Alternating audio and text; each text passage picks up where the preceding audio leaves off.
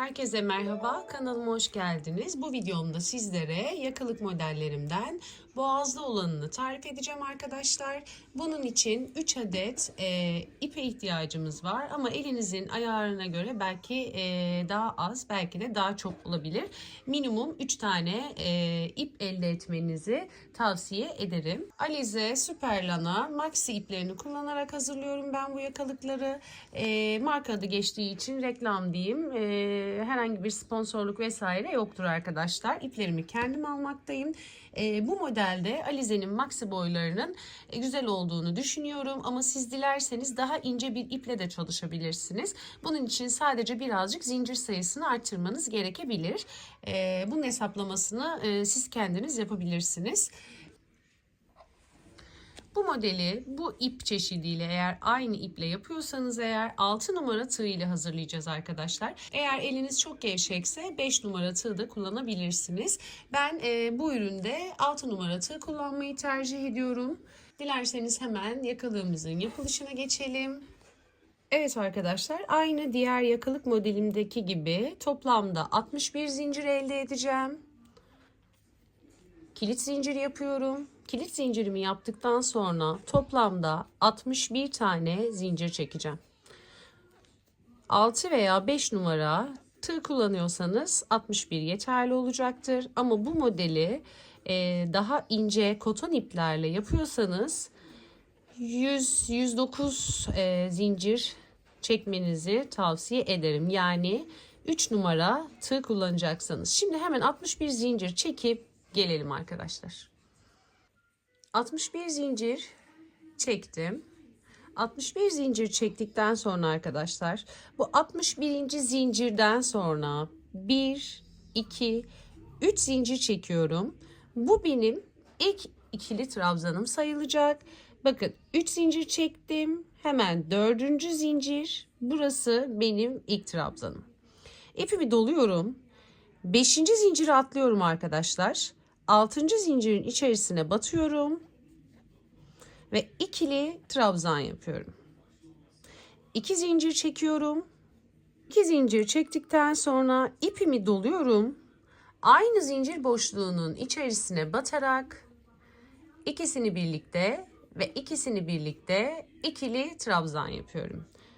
Hiç zincir çekmiyorum. Bir tane atlıyorum, ipimi doladım. Bir atlıyorum, bir zincir atlıyorum. Yanındaki zincirin içerisine batıp ikisini birlikte bir ikili trabzan yapıyorum.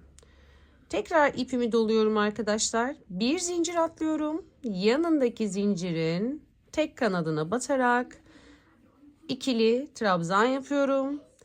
2 zincir çekiyorum. Tekrar doluyorum. Aynı zincirin içerisine batıp ikili trabzan yapıyorum. Şu görüntüyü elde ederek devam edeceğiz. Bir zincir atladım. Yanındakine battım. İkisini birlikte ipimi doladım. Bir zincir atlıyorum. Yanındaki zincirin tek kanadına batarak ikisini birlikte ikili trabzan yaptım. 2 zincir çektim. İpimi doladım. Aynı zincir boşluğunun içerisine tekrar ikili trabzan yaptım. İpimi doluyorum. Bir zincir atladım. Yanındakine ikili trabzan yaptım. Bir zincir atladım. Yanındakine ikili trabzan, 2 zincir ve aynı boşluğun içerisine ikili trabzan. Sıra sonuna kadar bu şekilde arkadaşlar. Bir tane ikili trabzan, aynı boşluğun içerisine bir ikili trabzan, 2 zincir, bir ikili trabzan, bir trabzan, aralarda hep birer tane zincir boşluğu olacak arkadaşlar. Ama burada sadece zinciri aynı noktaya battığımız yerde çekeceğiz. Şimdi sıra sonuna kadar bir zinciri atlayalım. İkili trabzan yapalım. Yine bir zinciri atlayalım. Aynı boşluğun içine bir trabzan, ikili trabzan, hemen aynı boşluğun içerisine şu şekilde aralarda 2 zincir olarak 2 tane ikili trabzan yaparak devam edelim. Sıra sonunda buluşalım arkadaşlar. Sıra sonuna geldim. Hemen göstermek istiyorum. Bu şekilde devam ettim. Son zincir boşluğuna da bir tane ikili trabzan battım ve örgümü bitirdim. Şimdi 1, 2, 3 zincir çekiyorum. Örgümü ters çeviriyorum arkadaşlar. Bu benim ilk trabzanım sayılacak. Şimdi bu 2 zincirlik boşlukların içerisine batacağım. İpimi doluyorum. 2 zincirlik boşluğun içerisine bir tane ikili trabzan yapıyorum. 2 zincir çekiyorum. Aynı boşluğun içerisine 2 tane ikili trabzan batıyorum. Yani şöyle düşünün arkadaşlar. Bir tek bir çift batıyoruz. İpimi doluyorum. Bakın burada tek trabzan battığımız yerler vardı. Hemen onun tepe noktasına batıp ikili trabzan yapıyorum. İpimi doluyorum. 2 zincirlik boşluğun içerisine bir tek ikili trabzan, 2 zincir ve aynı boşluğun içerisine 2 tane ikili trabzan batıyorum.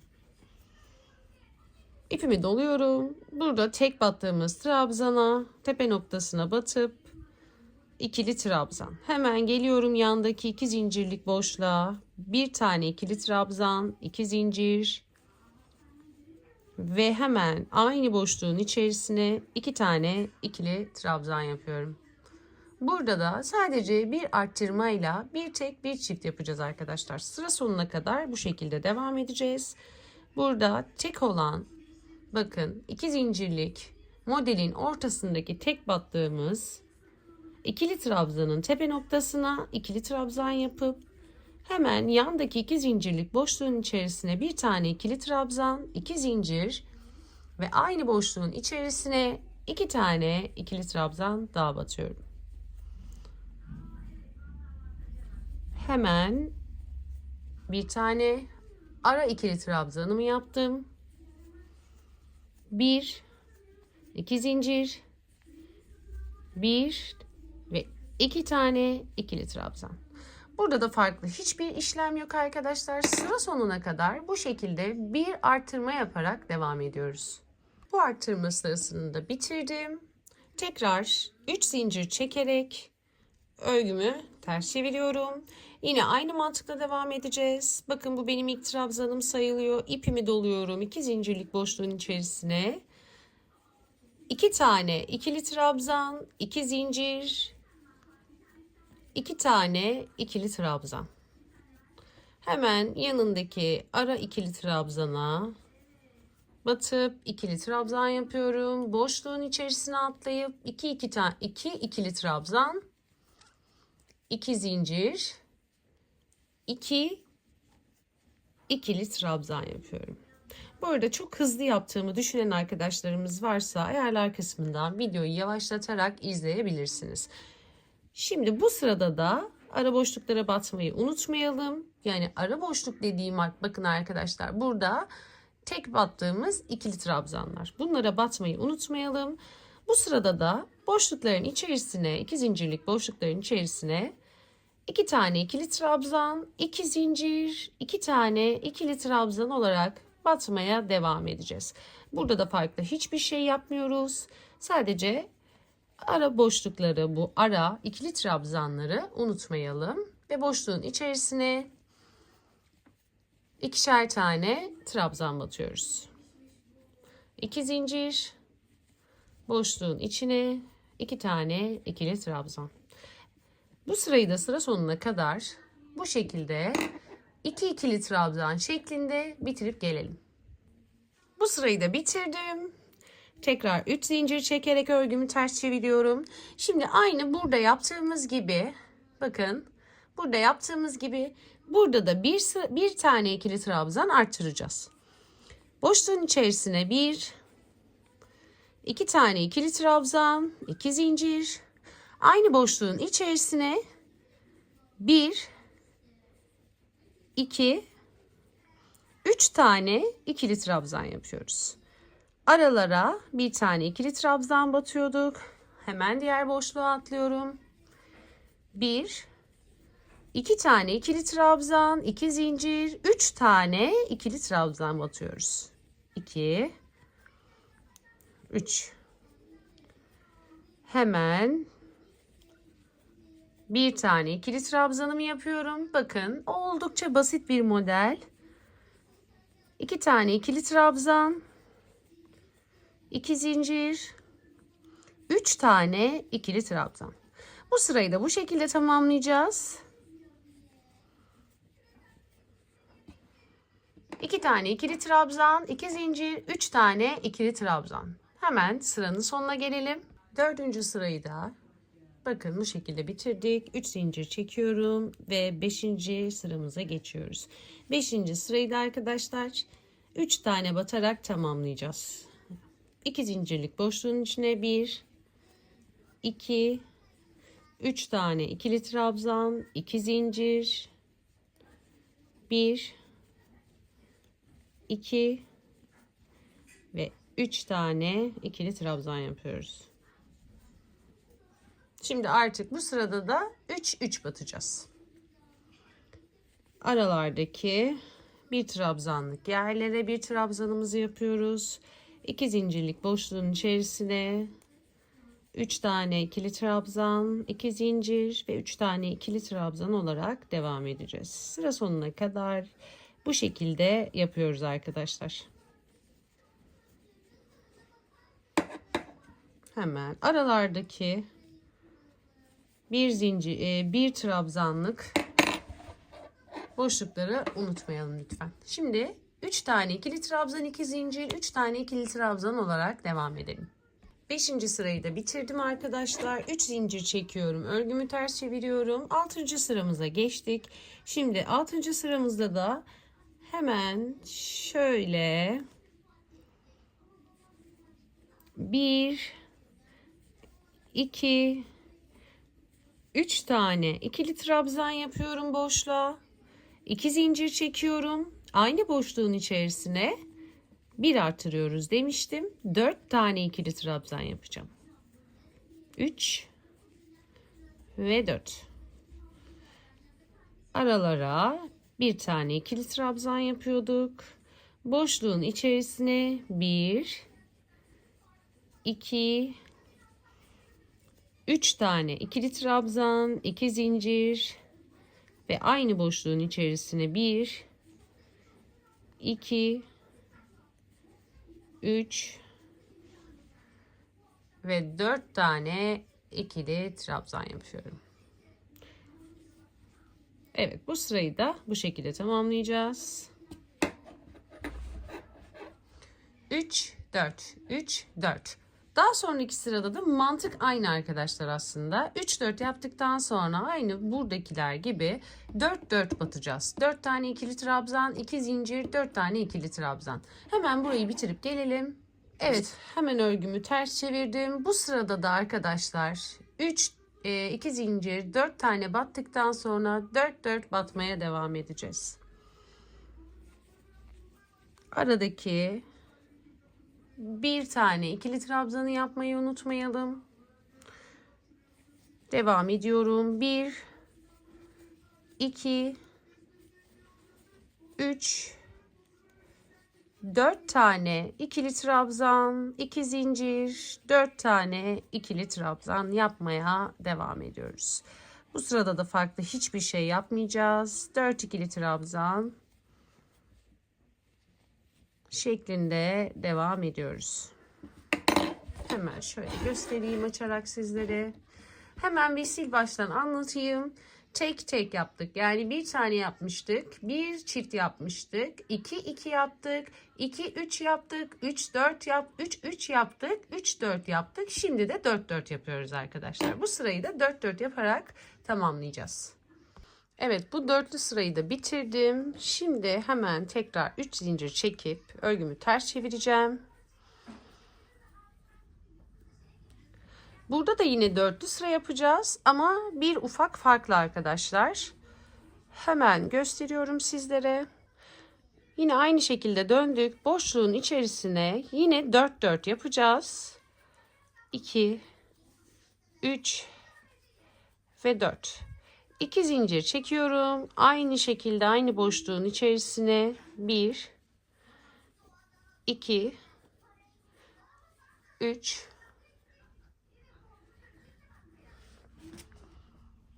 4 tane ikili trabzan. Hemen biraz ipimi uzatıyorum.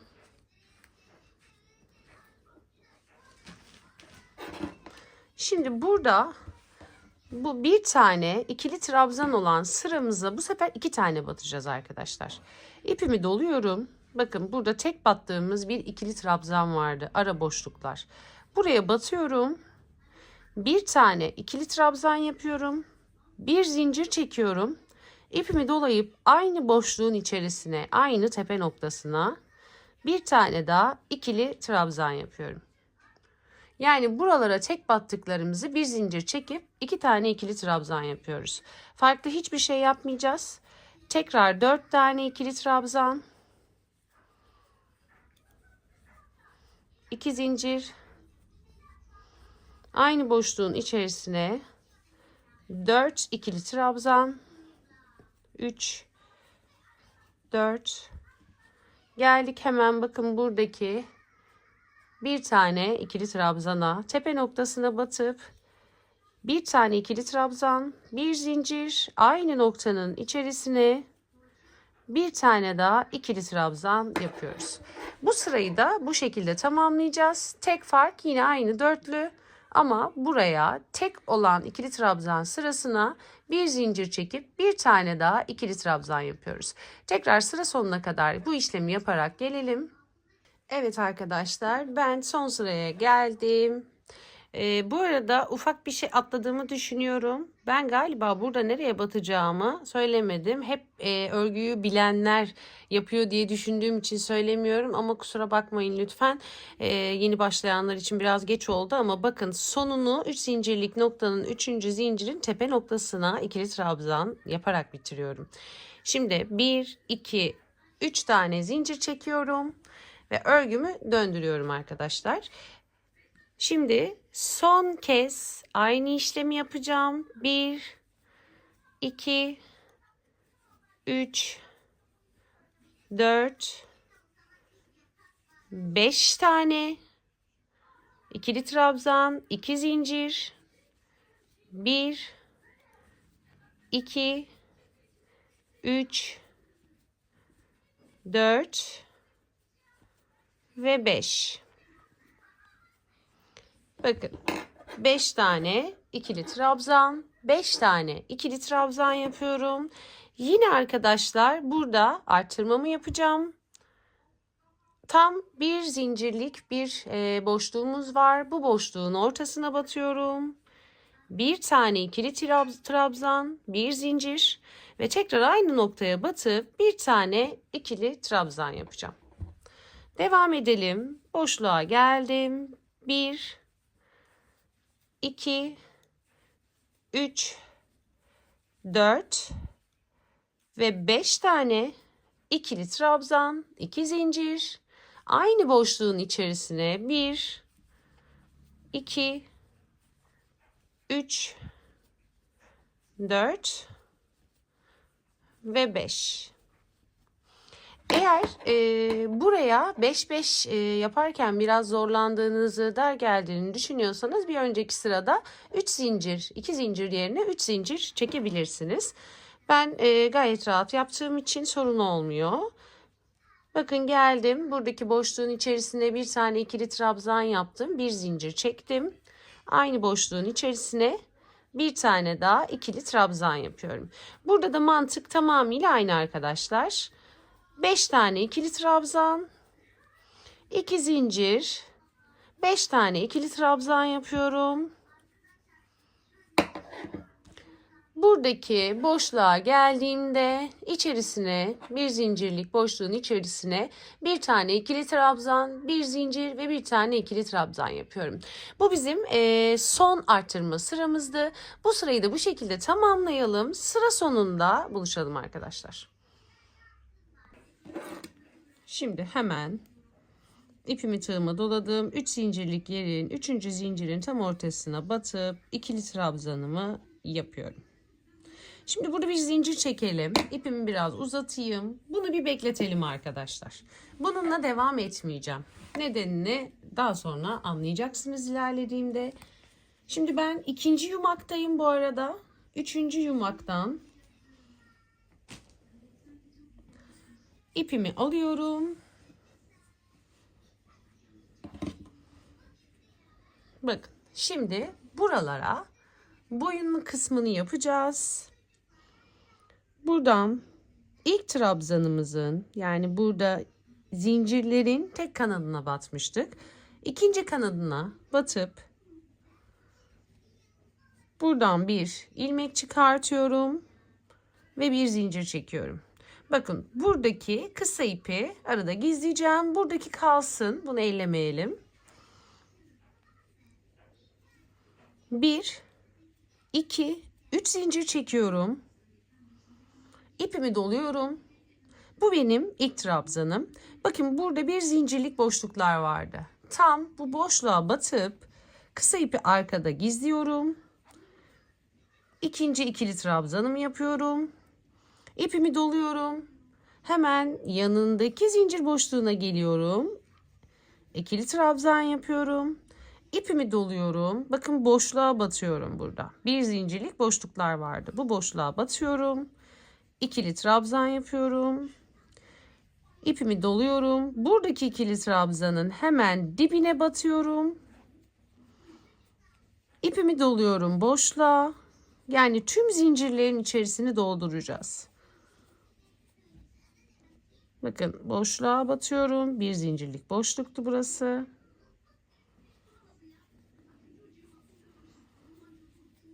İpimi doluyorum. Trabzanın dibine batıyorum. Doluyorum. Boşluğa batıyorum. Bu şekilde arkadaşlar sıra sonuna kadar karşı gelen zincirlerin içerisine dolduracağız. Kısa ipimi arkada gizledim. Bir zincirlik boşluğa battım. İkili trabzanın dibine battım. Bir zincirlik boşluğa battım. 2 tane trabzan yaptığımız boşluk, bir zincirlik boşluk, trabzanın dibi. Bu şekilde sıra sonuna kadar ikili trabzan yaparak devam edelim. Sıra sonuna geldim arkadaşlar. Burayı da göstermek istiyorum. Atlamanızı istemiyorum çünkü. Bakın 2 tane trabzan battığımız noktaya battım. Hemen bu boşluğun içerisine batıyorum. İkili trabzan yapıyorum. Bu 3 zincirlik noktayı atlamayalım lütfen. Bakın burada 1, 2, 3 tane zincir var. Üçüncüsünün hemen tam ortasına batıp ilmek çıkartıp son ikili trabzanımı yapıyorum. Şimdi köşelerde burada dönerken 1, 2 zincir çekeceğim. 3 zincir çekmeyeceğim ki ara boşluklarda aralarda boşluk kalmasın. Hemen örgümü ters çeviriyorum. Bu benim ilk trabzanım sayılacak. Birinci trabzanım. Şimdi 6 trabzandan sonra burada eksiltme yapacağız arkadaşlar. 1, sırasıyla batalım. Tepe noktalarına batıyorum. Farklı bir işlem yapmıyorum. 2, 3, 4, 5 ve 6. 6 tane ikili trabzan yaptım. 7.'yi eksilteceğim arkadaşlar. Ben eksiltmeyi bu şekilde yapıyorum. Göstereyim. İpimi doladım. Hemen trabzanın tepe noktasına battım. Bir ilmek çıkardım. İpimi dolamıyorum arkadaşlar. Hemen yanındaki trabzanın tepe noktasına batıyorum. Tığımın üzerinde ilmek çıkarttım. Tığımın üzerinde toplamda 4 tane ilmek var. İkisini birlikte ve üçünü birlikte çekiyorum. Ama bu eksiltme yöntemini herkes farklı yapıyor. Sizin bildiğiniz farklı bir yöntem varsa o şekilde yapabilirsiniz. Ben bu şekilde yapıyorum. Şimdi eksiltmemi yaptıktan sonra 1, 2, 3, 4, 5, 6. 6 tane ikili trabzan yaptım. Tekrar eksiltme yapıyorum. Üçünü birlikte doladım, aldım, ilmek çıkardım. Yandakine battım, ilmek çıkardım. İkisini birlikte, üçünü birlikte. Ya da ikisini birlikte, üçünü birlikte de yapabilirsiniz. Ya da eksiltmeyi bat, ilmek çıkart. İkisini çek, beklet, dola. Yandakine bat, ilmek çıkar. Şu şekilde de yapabilirsiniz. Böyle yapan da var. Hepsini birden çeken de var. Ama önemli olan görüntü bence. Çünkü bazen bombe bombe gözükebiliyor. Dola, ilmek çıkar. Dolamıyorum ikinciye. Yandakine batıyorum. Üçünü birlikte de çekebilirsiniz. Şu şekilde. İkisini birlikte de. Yani bunlar aynı. Ben eksiltmeyi bu şekilde yapıyorum. 6 tane ikili trabzan ve eksiltme. 6 ikili trabzan ve eksiltme şeklinde devam ediyorum. Siz boynun biraz daha dar olmasını istiyorsanız eksiltme sıranızı daha fazla yapabilirsiniz. 5 tane yapıp bir eksiltme, 6. da eksiltme yapabilirsiniz. Bu tamamıyla size kalmış. Benim için 6 yeterli arkadaşlar. Görselde görmüş olduğunuz tüm yakalıkların, boyunluklu yakalıkların eksiltmesi de aynı bu şekilde olmuştur. 1, 2, 3, 4, 5, 6. 6 tane ikili trabzan yaptım. İpimi doladım. Battım. İlmek çıkarttım. Bekledim. Yanındakine battım. İlmek çıkarttım. Üçünü birlikte, ikisini birlikte ya da ikisini birlikte, üçünü birlikte. Hiç fark etmiyor. Bunda görüntü aynı olacaktır. Bunu daha fazla uzatmak istemiyorum. 6 tane ikili trabzan, bir eksiltme yaparak sıra sonuna kadar gelelim. Sıra sonuna geldim. Sıra sonunda da 5 tane batmam gereken yer kaldı. 4'ünü battım. 3 zincirlik noktam vardı. 3. zincirin tepe noktasına, tam ortasına battım ve 5. ikili trabzanımı yaptım. Şimdi 2 zincir çekiyorum arkadaşlar. Örgümü ters çeviriyorum. Bu sırayı düz sık iğne şeklinde öreceğiz. Sırasıyla tüm tepe noktalarına batarak ikili trabzan yapıyorum. Herhangi bir eksiltme yapmıyorum. Hepsini düz örerek devam edeceğim.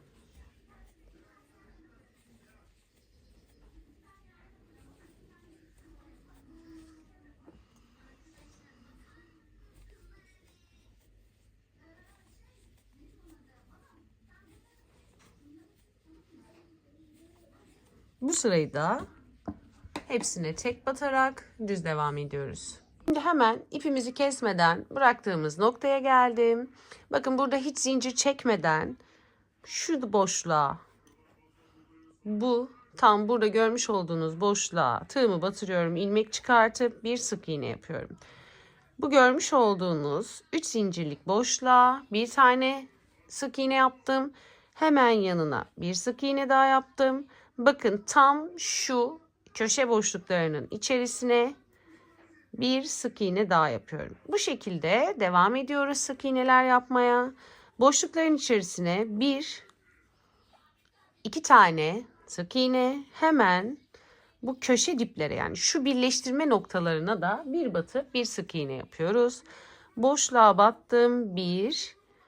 İki tane sık iğne. Elimizde düzeltebiliriz her seferinde. Bakın burada gözüken bağlantı noktasına sık iğne, boşluğa 2, bağlantı noktasına bir tane, boşluğa 2, bağlantı noktasına birleştirme yaptığımız nokta bir tane. Elimizde de şu şekilde düzelterek gidersek daha düzgün bir model elde ederiz. Şimdi devam ediyorum. Boşluğa geldim. Bazı boşluklar daralabiliyor. Oralara 2 yerine 1 batabiliriz. Bunu gözlemleyerek devam edersek daha iyi olur. Evet, şu şekilde devam ettim sık iğneler yapmaya. Bakın şu boşluğa 2 sık iğne batarsam kötü gözükecek gibi. Bakın bir deneyeyim. Buraya da sık iğne yaptım. Bunun dibine de yaptım. Görüntüye bakalım. Hoşunuza gittiyse evet, benim hoşuma gitti. Devam edelim. Ama eğer bombeli ve düz durmuyorsa oraya sık iğne 2 tane batmayın, 1 tane batın.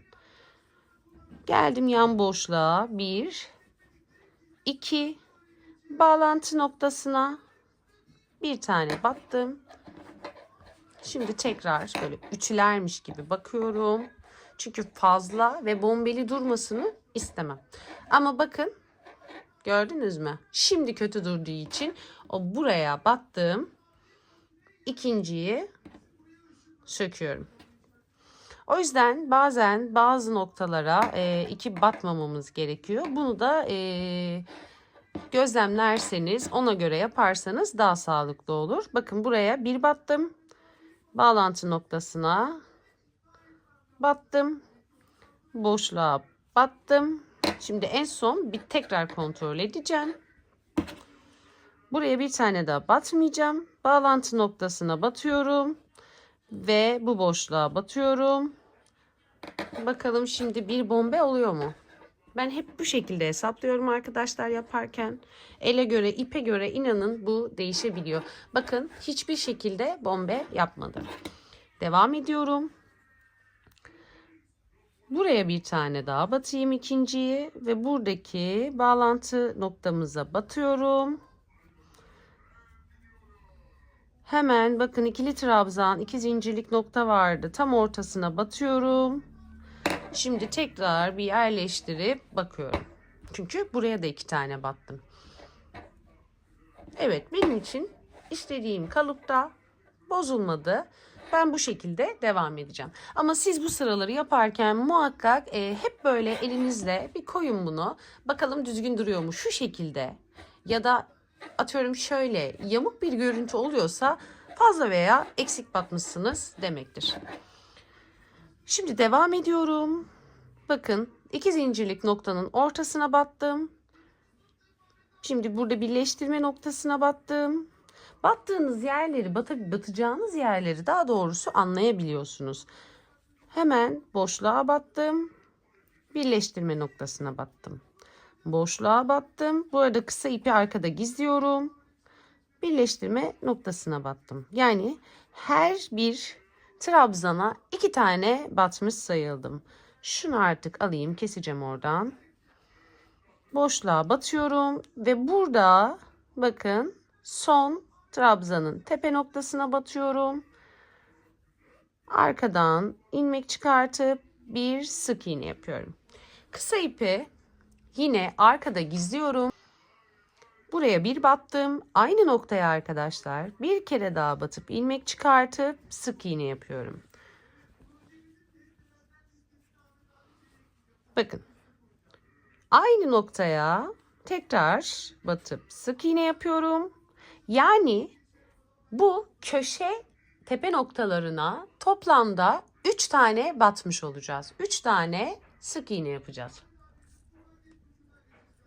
Devam ediyorum. Sırasıyla tüm tepe noktalarının içerisine batıp bir sık iğne yapıyorum. Kısa ipimi arkada gizliyorum.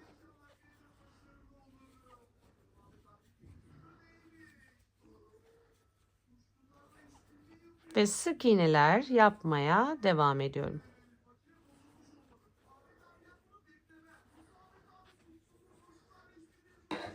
Hemen şu şekilde göstereyim sizlere. Bakın böyle devam edeceğim. Şimdi bu sırayı diğer köşeye kadar, diğer buraya 3 batacağımız sık iğnenin köşesine kadar devam edelim. Orada buluşalım arkadaşlar. Evet, 3 zincirlik noktaya geldim. Bakın 3. zincirin içerisine battım. Şimdi bu noktaya bir battım. İkinci sık iğneyi yapıyorum. Aynı noktaya batıyorum ve 3. sık iğneyi yapıyorum. Buradaki boşluğa bir tane ve aradaki birleştirme noktasına bir tane sık iğne. Tekrar boşluğa bir, birleştirmeye bir sık iğne, boşluğa bir sık iğne, birleştirmeye bir sık iğne. Bu şekilde sık iğnelerimi buralara batıyorum arkadaşlar. Şimdi birleştirme noktası var. Buraya bir sık iğne batıyorum. Şimdi geldim, hani demiştim ya, burada bazı yerlere 2 batıyorum, bazılarına da tek batıyorum.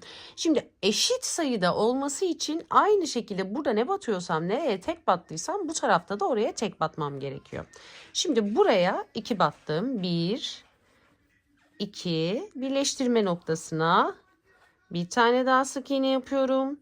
Buraya tek batmıştım ve birleştirme noktasına batmıştım sonra. Bakın Burada hemen göstereyim. 2 2 battım birleştirme noktası, tek battım birleştirme noktası. O yüzden eşit olmasını istiyorsanız muhakkak iki tarafında aynı ilmek sayılarında olmasına özen gösterelim. Sadece burada tek batmıştım. Geri kalan her yerde 2 tane boşluğa, bir tane birleştirme noktasına batmıştım. 2 tane boşluğa, bir tane birleştirme noktasına. Bu şekilde sıra sonuna kadar devam ediyorum. Videoyu kesmeyeceğim çünkü zaten artık bitti sayılır. 1, 2, birleştirme noktası, 1, 2 ve birleştirme noktası, 1, 2, birleştirme noktam, 1, 2. Hemen elimizde şöyle bir düzeltelim. Bakın gayet muntazam ve düzgün duruyor. El ütüsü çok önemli arkadaşlar bunda. Eğer bunu satın alanlarda varsa kuruttuktan sonra hiç ütüleme yapmadan direkt el ütüsü yaparak da kullanabilirler. Şimdi geldik alt kısımlara.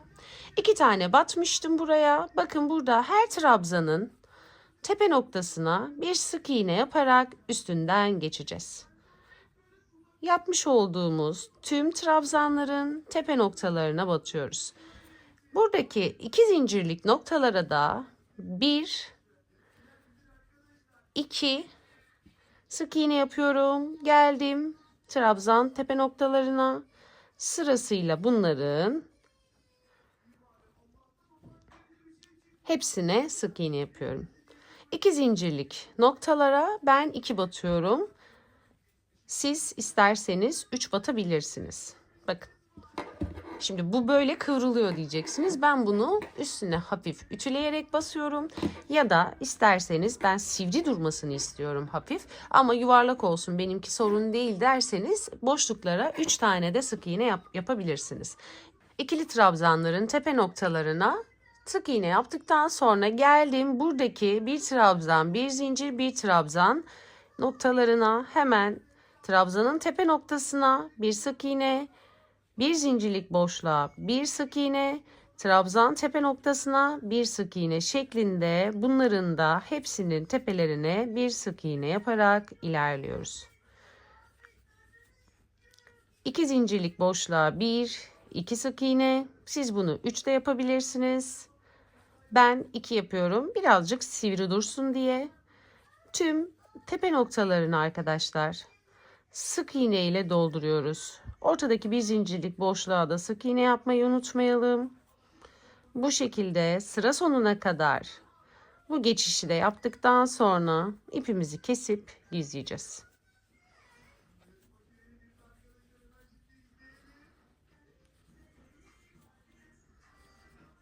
Evet arkadaşlar videoyu daha fazla uzatmak istemiyorum. Bu şekilde bir görüntü elde etmemiz gerekiyor. Tüm ikili trabzanların tepe noktalarına bir sık iğne yapıp daha sonra ip birleştirmede buluşalım. Şimdi geldim son trabzanın tepesine. Son trabzanın tepe noktasını da batıp bir sık iğne yapıyorum arkadaşlar. Bu noktada ipimi kesiyorum. Hemen ilmeğimi uzatıyorum.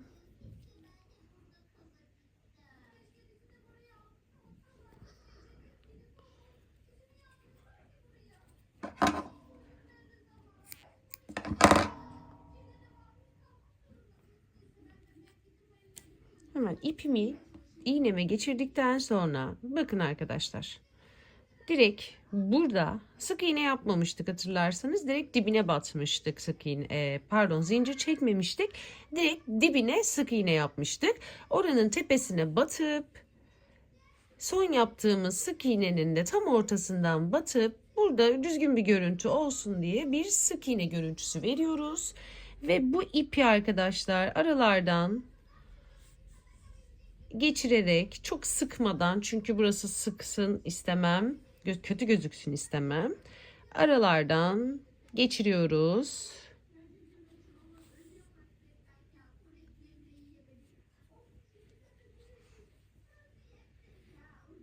Şurada en dip noktadan da bir batıp çıkardıktan sonra tam bu gözükmeyen gizli noktaya bir kilit yapalım.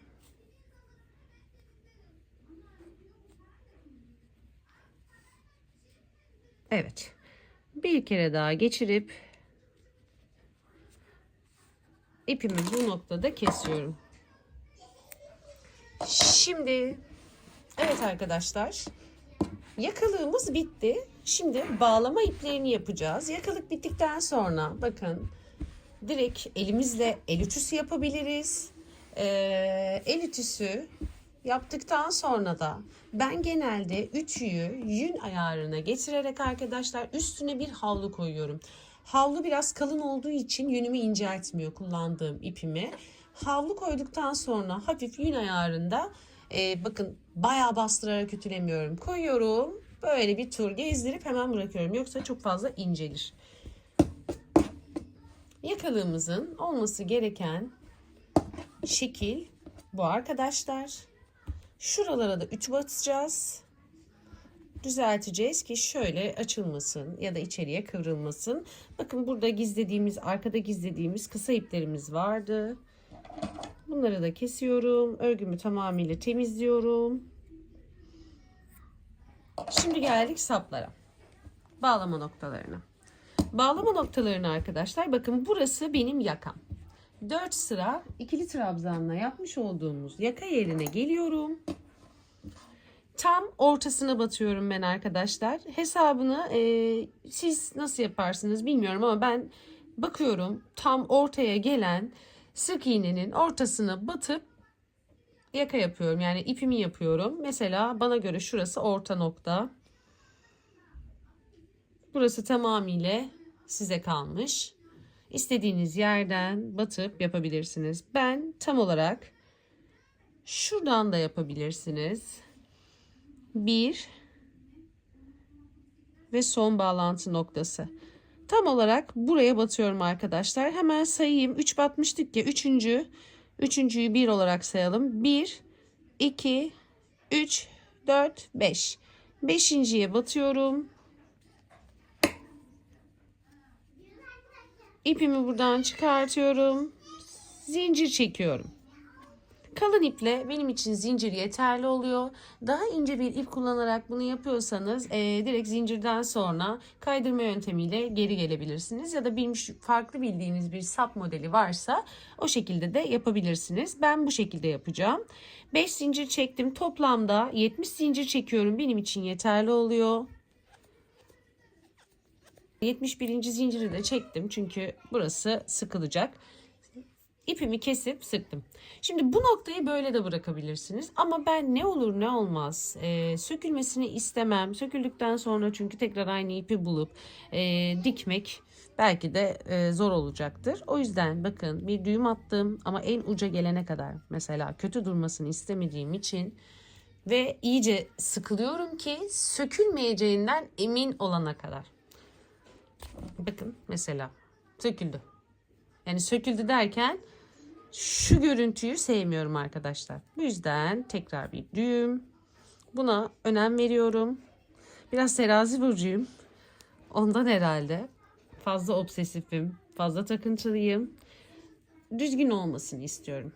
Evet, iyice sıkıladım. Ve bu en dip kısmını arkadaşlar uzun ipi kesiyorum. Tekrar sıkılıyorum ki açılacak mı diye kontrol ediyorum. Hayır, bu bir daha açılmaz arkadaşlar. İyice sıkıladım. Şimdi hemen iğneyle geçirme yöntemimi de söyleyeyim. İpimi iğneme geçirdim. Bakın şu şekilde kapatıyorum. Burada bakın elimi gevşek bırakıyorum. Bir çizgi var. Kesik bir çizgi. Onun içerisinden geçiriyorum. İğnemi çıkartıyorum. Ve daha sonra bakın buradaki ipin hepsini çekmeden içerisinden iğnemi geçirip ondan sonra sıkılıyorum. Bakın parmağımı buraya bastırıp öyle bir yani çekiyorum onu, sıkılıyorum. Çünkü buranın kötü gözükmesini istemem. Benim için bu kadar yeterli. Çok kasmayacağım. Bir düğüm buraya at buraya bakayım. Evet, bir düğüm de buraya atacağım arkadaşlar. Evet. İyice sıkıladıktan sonra şimdi bu ipi aralardan geçirerek gizleyeceğiz.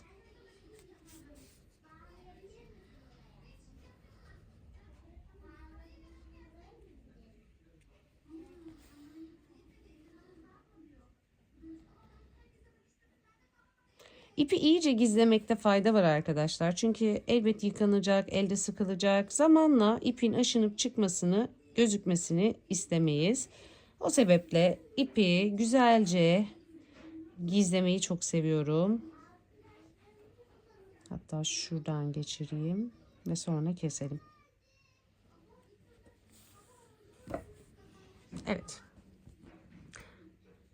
Şimdi hemen diğer sapı da yapalım. Evet arkadaşlar, yakalığım bitti. Çok güzel bir model oldu. Ben çok severek kullanıyorum ve çok sevildiğini düşünüyorum. Umarım sizler de beğenirsiniz. Videomu beğendiyseniz lütfen beğen butonuna basmayı unutmayınız. Ve kanalıma abone değilseniz, bana destek olmak için kanalıma abone olursanız beni çok ama çok mutlu edersiniz. Bir sonraki videoda görüşmek üzere. Şimdilik hoşça kalın.